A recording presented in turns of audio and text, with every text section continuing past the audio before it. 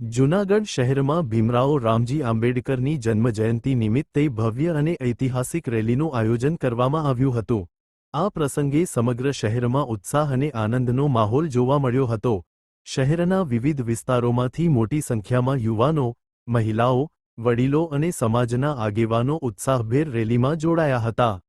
રેલીની શરૂઆત શહેરના મુખ્ય ચોરાહેથી કરવામાં આવી હતી, જ્યાં બાબા સાહેબની પ્રતિમાને પુષ્પાંજલિ અર્પણ કરી શ્રદ્ધાંજલિ આપવામાં આવી હતી।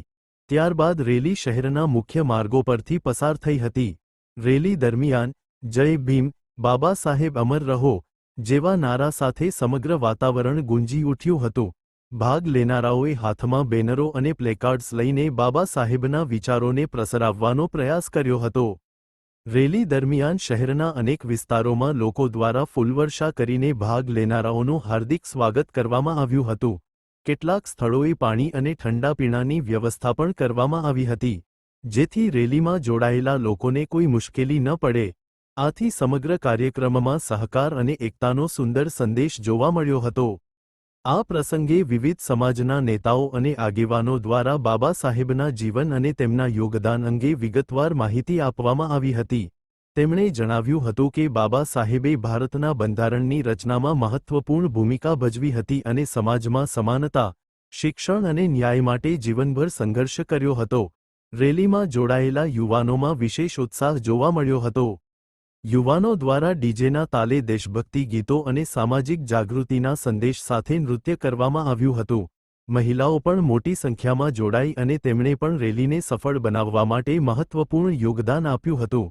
આ કાર્યક્રમ દરમિયાન પોલીસ તંત્ર દ્વારા સુરક્ષાની યોગ્ય વ્યવસ્થા કરવામાં આવી હતી, જેના કારણે સમગ્ર રેલી શાંતિપૂર્ણ રીતે પૂર્ણ થઈ હતી।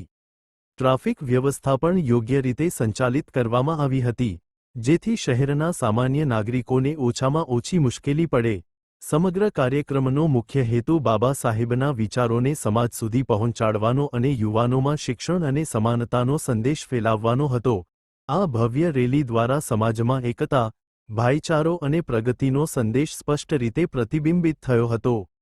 અંતમાં, આંબેડકર જયંતિ નિમિત્તે યોજાયેલ આ રેલી જૂનાગઢ શહેર માટે એક યાદગાર અને પ્રેરણાદાયી પ્રસંગ બની રહી હતી, જેમાં હજારો લોકો જોડાઈને બાબા સાહેબને શ્રદ્ધાંજલિ અર્પણ કરી હતી।